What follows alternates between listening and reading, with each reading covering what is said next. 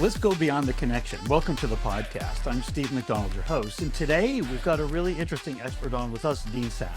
Dean, not only are you the CISO, the Chief Information Security Officer at Filevine, you've been in cybersecurity, you've been doing research in cybersecurity for around 30 years.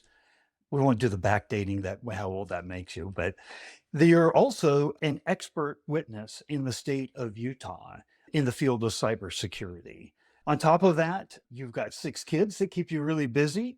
I'm amazed that you're probably most calm at the office and you've run marathons before. What I'd love to do before we get into our topic, which is a CISO's perspective on what IT needs to know. If we had a conversation like we were talking over coffee, what would you be giving us as words of wisdom in IT? So that's our topic today. But before we dig into that, I just want to give you a small chance to expand a little bit on your background. Thank you for having me on. I am grateful to always talk about cybersecurity and in any small way give back to the business world and try to help them protect themselves from the bad guys out there. I would just say that I like to do hard things. I think with 6 kids, that's self-evident, but I love to do things like Spartan races, some of the tough mudders and other challenges, just to push myself.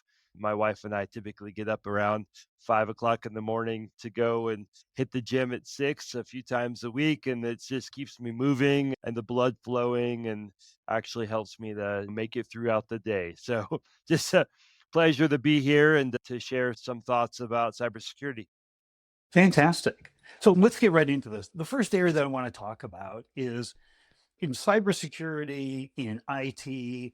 Lots of times there's not a direct correlation in relationship with profit in terms of what we do. But I wanted to talk to you a little bit about the reality of profit and the volatility depending on cybersecurity, IT involvement, data breaches, downtime, things like that.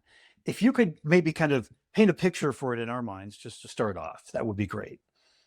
Sure. I would say that if you ask most boards, they would consider cybersecurity to be a cost center and not necessarily a profit enabler. But one of the most critical aspects to businesses today is that cybersecurity breaches impact profit and they cause profit volatility. So, as a board and as shareholders, they often want to understand what are the risks that lead to profit volatility.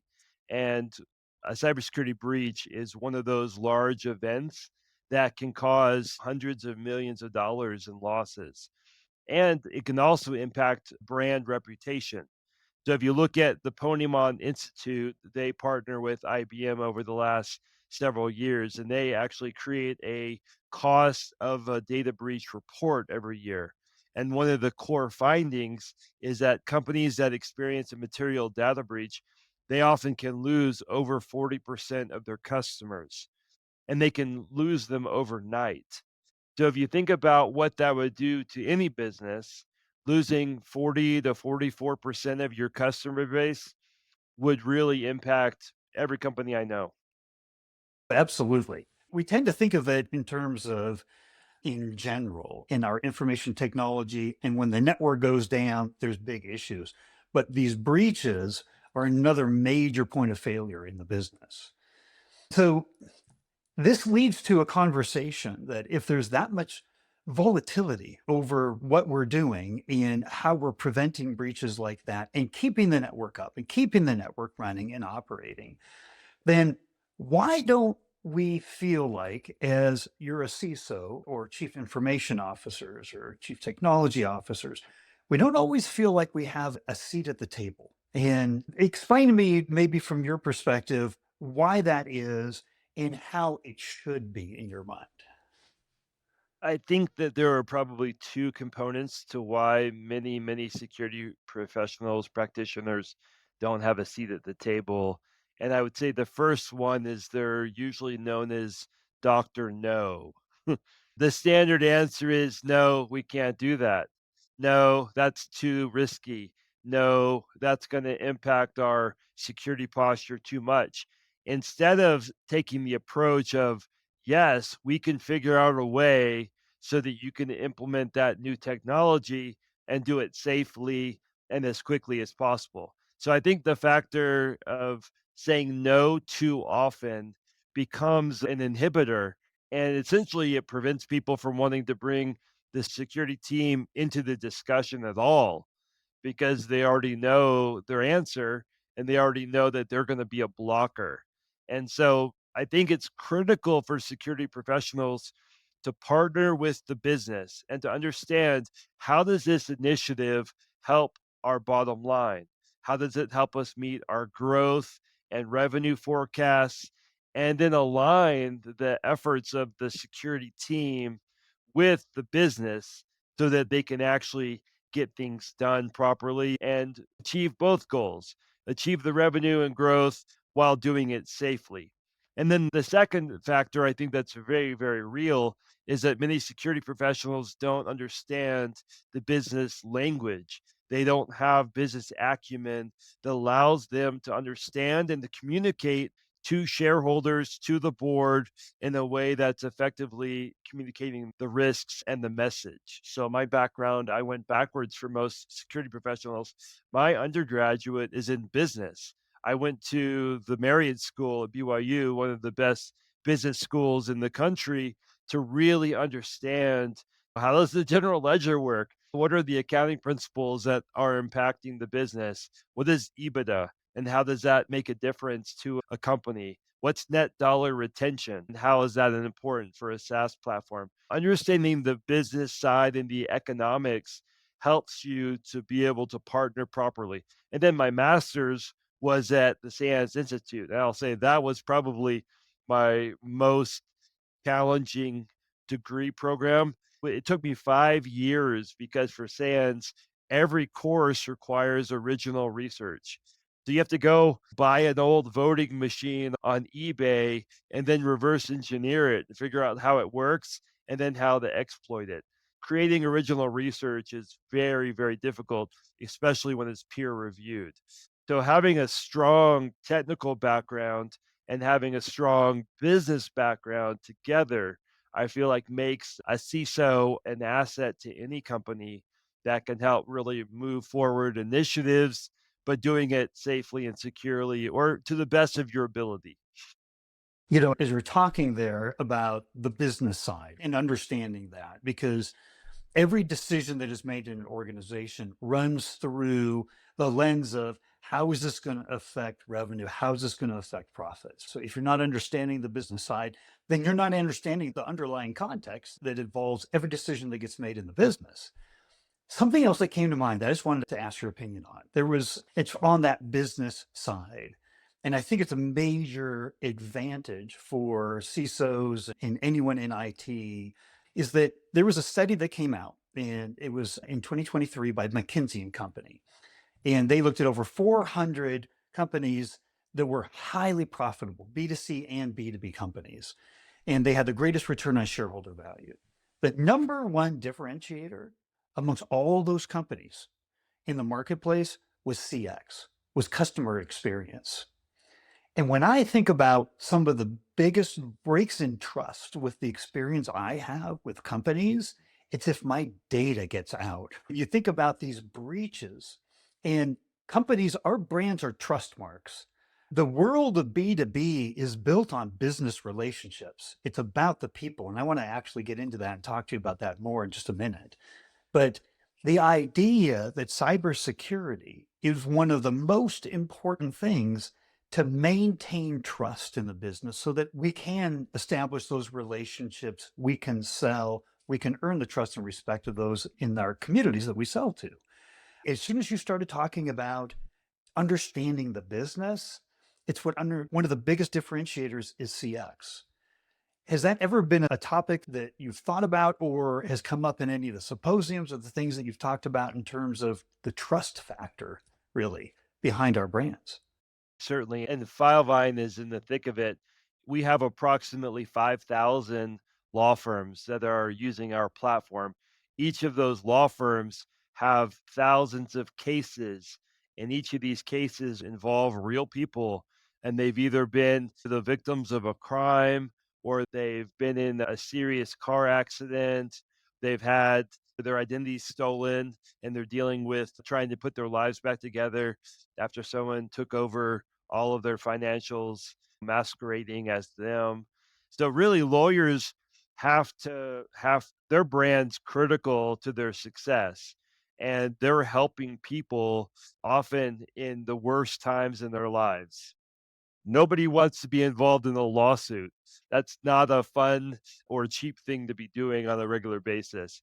So I think law firms understand that brand component very, very well, and they have to trust their data and their clients' data to a platform that they believe is going to protect them.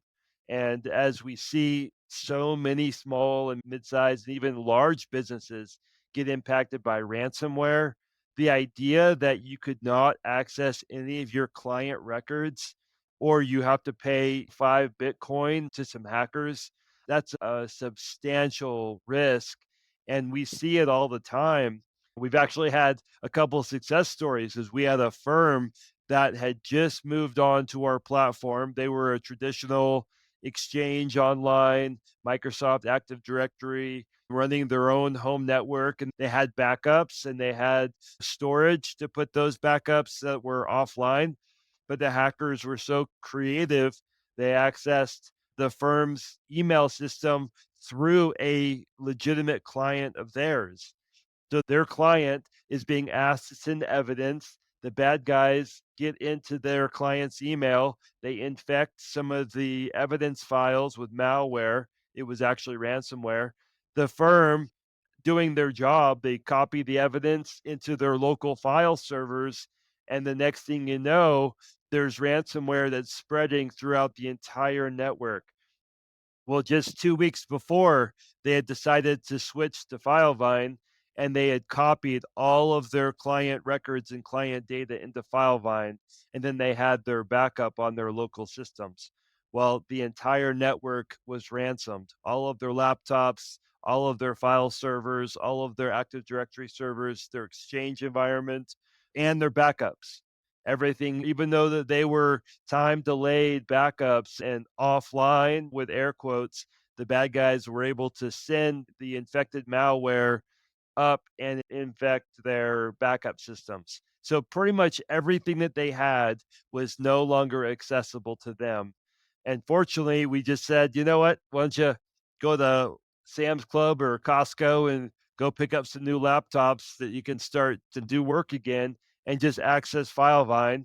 And of course, we do a full incident response process whenever that happens. And we verify that the malware was not able to cause any harm in the system. They were able to access all of their documents and continue to do business. And they were at the point of really just having every single case and record destroyed, and instead they were able to be successful. So really that user experience, I wouldn't want to be on the other side of that phone call where we lost all of your data and we can't read it, but the hackers have it because the hackers are doing three-way extortion these days.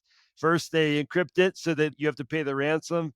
Second, they harvest the data from the system and then they sell it. And third, they try to strong arm you into paying even more money because they're going to expose sensitive matters about people or about the firm. So it's a triple threat. And in this case, though the firm did have a breach and they did lose their data, they were able to continue operating their firms. So I think you just answered. If we go back to the very topic of this episode, it's a CISO's perspective on what IT needs to know. We spend a lot of time in IT thinking about the network, thinking about access points, multi-location, edge computing, keeping the network up and live and access to it. But security, is there any statistics or anything about how many times the network is brought down by a cybersecurity attack? In terms of keeping our network for our clients and for ourselves internally to operate, how important in your mind is it just, oh, we lost the connection, which is a major deal, or there was some kind of a downtime that we experienced? How much of that is attributed to cybersecurity activity? Well, if you look at the traditional cybersecurity triad, or often called the three-legged stool of security, you have confidentiality, which means making sure that the data is not accessible by anyone who shouldn't see it. Then you have integrity, meaning that the data has not been altered. Like a ransomware attack is really an integrity attack because the data is completely changed from readable data to unreadable data. And then the third leg is availability, which is also tied to a ransomware attack. They impact the ability for you to make the documents and the data available to your customers.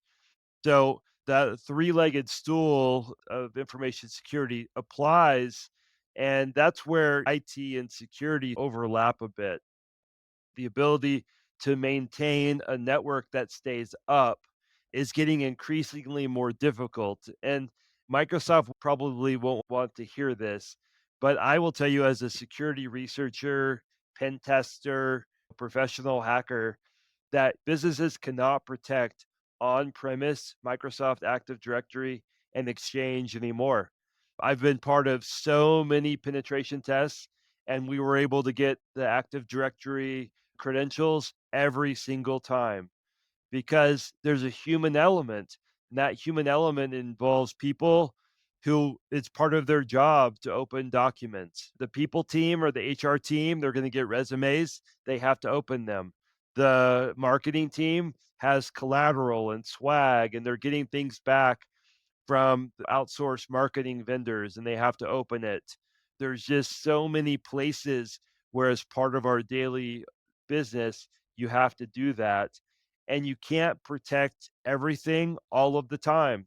People get inconvenienced by AV scanning. One of the things I did for my master's degree, I did a thesis that I could bypass all of the Gartner Magic Quadrant endpoint products. Over about 6 weeks, I was able to write malware or change existing malware into 0 days and bypass every endpoint product on the market.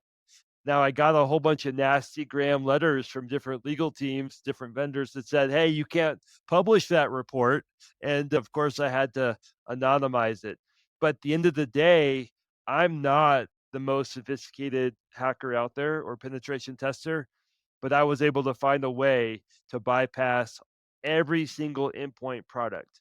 So you've got people that tend to do things that in a certain way. You have software that's designed in a certain way. One of the biggest flaws I think of a lot of the endpoint products is if the file is over 25 megabytes, many of the endpoint products just skip it. They're like, "It's gonna slow down our customers too much. I'm not gonna worry about it. There's not likely a virus in there." Well, every researcher knows that. Every security tester knows that there are limitations to these products because of limitations to memory management at the OS level. So you've got all these factors, and knowing that every endpoint product can be bypassed, now you have to have a layered defensive posture. But because of all the different holes and the different layers, it simply is a fact that you can no longer protect a traditional on-premise network from being exploited. And that's where I counsel all of my clients and all of our decisions we make at Filevine. Microsoft O365 and their Azure AD is very, very good at stopping hackers. It's been designed to take many of those weak areas and to make them strengths. But there's so many companies and so many IT professionals that feel like they want to control the network. They want to have the server builds in their data center. They want all of that to where it's very tangible. And I tell them in every case, you cannot defend it. You do not have enough time, enough resource, enough expertise to find the weak link and to stop it. And the attackers are extremely good at return on investment. They are able to find ways into these traditional networks that you just can't stop it. This makes me think is that it's interesting in our previous conversation, you have IT reporting through you. So cybersecurity and IT, are they one department or just two departments that report through you, but you oversee both? I do. Actually, I have 6 departments that report up through me, but corporate IT, so all of the ping, power, pipe, all of the hardware, laptops, inventory, peripherals, that all reports up, and then all of the technology to provision, to deprovision, and to manage those devices, firewalls, infrastructure reports up through me.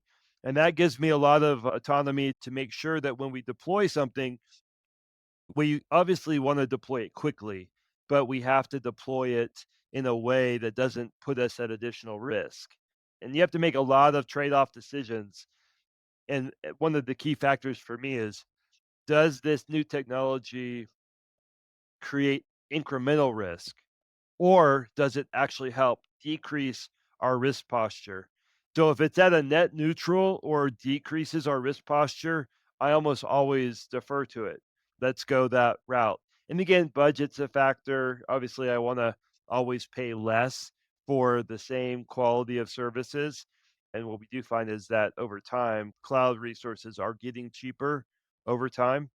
So it's been a real blessing to have IT report up.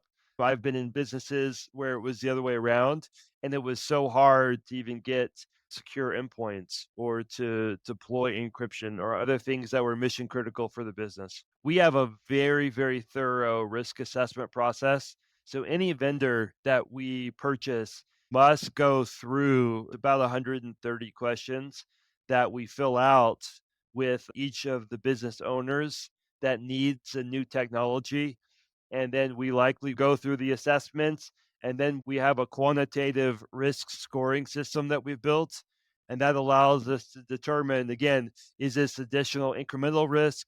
Is this a reduction in risk? Is this good for the company? Or is this going to put us in that risk posture where we're going to potentially lose customers because of that volatility risk? So if there were words of wisdom that you had for the IT department, because there's a lot more chief information or chief technology officers than there are chief security officers, information security officers.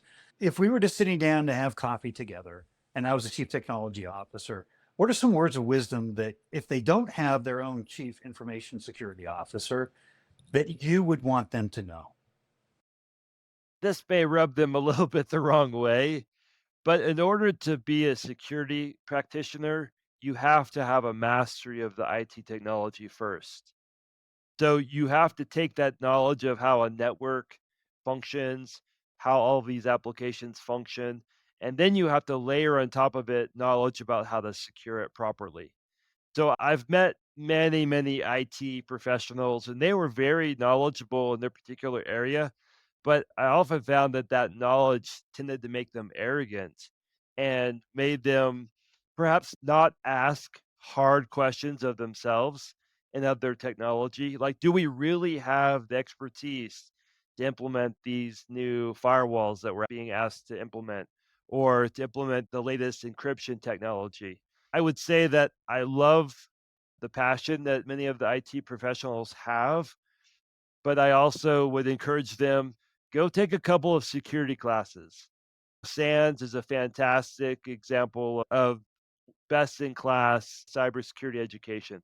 Go take a couple of classes, and then after you've taken those classes, go back to your program and then reassess and say, did that additional information help me understand what risks we might have at the company? There are twice where I've taken SANS classes. One of them was a web application security class. Kevin Johnson, 542, teaches a great class. He showed me a couple of keystrokes in most web applications that caused them to just fall over. It's the single tick on the keyboard. The far left top corner of most keyboards, there's a character called a single tick. By adding that into a parameter string in a browser, you, in most cases, can get it to do all kinds of weird things. So I had just taken this class on web application security, and a developer said, "Hey, we have a new product. We're thinking about going live with it. What do you think? And I'm like, well, let's take a look. I literally was just walking by his desk and he pulls me over and they say, add a single tick to the end of that parameter on that new web app you built. He did. He hit enter and it dropped the username and password for root right to the screen. So it was like the first 25-second pen test where I got the username and password to the application in seconds. And it wasn't because I was an expert in web application pen testing, but I knew that it was a .NET Stack app. And I knew that Kevin had just said this is the most common way to bypass a .NET Stack app. And I tried it and I looked like I was brilliant, but it was just really, frankly, luck. But that kind of knowledge, if I hadn't gone to the SANS class, I would have never known to do that kind of an attack. So I felt like I was pretty good with my IT knowledge, but having that additional expertise. Another use case was I had gone to a class for hacking Oracle databases. My employer at the time had a large number of Oracle databases. So I went to the class, I learned a whole bunch of things I didn't know before, and then I come back and the program manager for one of the departments says, "Hey, we have this really, really sensitive database. Can you take a look at it and tell us how secure it is?" I'm like, "Well, what do you know? Timing's pretty good here." So basically did about 6 hours worth of prep work because I didn't have a Linux computer at the time set up for hacking, and most of the pen testing tools are written in Linux.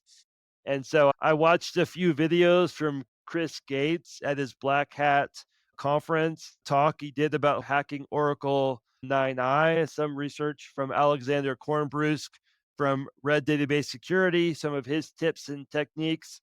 And then Pete Finnegan and David Litchfield also had great books. So I read a bunch of stuff, I watched some videos, and with the information from the class, I was able to get sysdba, which is basically admin level access to the database, about 6 to 8 hours start to finish. So it all comes with knowledge. It all comes with what you don't know, and then looking at the system from the perspective of the attacker and say, how do I figure out how to get this stuff to get into this stuff? Because that's what I want. And as a result of that, the company ended up spending about $10 million to harden their database environment to put layers in place. So I shouldn't have even been able to try to log into that database from the corporate network. But until you go to the classes, you get the education, and then you're able to think like the adversary, then you can start to build controls that are actually effective. So that was a really long way of saying it. Get education because what you don't know can hurt you. I love it. It's a never-ending continuing education process. This doesn't stop because it's just the technology and hackers and everything just continues to evolve. If there was, Dean, one thing, because we've talked about a lot here, if there was one thing that you wanted an IT professional watching this program, this show, to take away, what would that one thing be? It would be to make a commitment to expand their knowledge or expertise or to hire someone that already has it. Because some of the best decisions as a manager or a leader is to find people that are extremely good, have very high competencies in areas that I don't have as a leader or a manager. So find really bright people and then let them go to work, let them do their job and be an enabler for them. Because most people, when they come to a company, they want to do good, they want to perform well, they want to receive praise for doing a good job, and they want to be fairly compensated. So I would say be willing to think outside of your knowledge set. And the other thing is, if you haven't done this yet, one of the cheapest ways to get a good handle on your security posture is to try and get a $10 million cyber liability insurance policy because the insurance companies are so good at quantifying risk. They will give you security questionnaires They'll give you ransomware questionnaires, they'll give you cloud security questionnaires, and they'll have you fill it out. And then they'll tell you if they would ever consider insuring you or not. But simply by looking at what they ask for, you get a very good idea of what would stop the hackers because the insurance industry is not interested in losing money. They are interested in making money and they know exactly what are the controls that would prevent a breach. So that's my insurance hack of the day is try and get a policy and then they will go through your security program with a fine tooth comb and point out all the reasons why you're a risky business and they don't want to sell you insurance or you could pay somebody 25,000 to $50,000 to do a risk assessment for you. But it's way better to just get it for free. I love that tip. Here's what I know. People are going to have more questions. Would it be appropriate if I gave out a link to your LinkedIn profile so people could reach you and ask questions? Happy to do it, happy to help any way I can. And if they have a legal case and they need a cyber expert for a breach, or frankly, any way I can give back to the community, I'm happy to do it because it's just been hard watching a lot of people I know lose money or lose their businesses because of breaches. The mission of this podcast is to bring different industry voices and expert voices together to give perspectives to help us understand the things that we need to be looking at and doing. And you did that in spades today. So, Dean, thank you. Thank you very much for coming on. Happy to be here anytime you need somebody. I could talk forever. So there you go.